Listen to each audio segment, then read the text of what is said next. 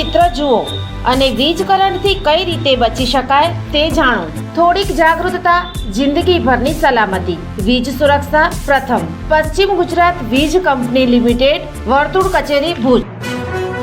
દર્શક મિત્રો, આજે તારીખ 19 ડિસેમ્બર 2025.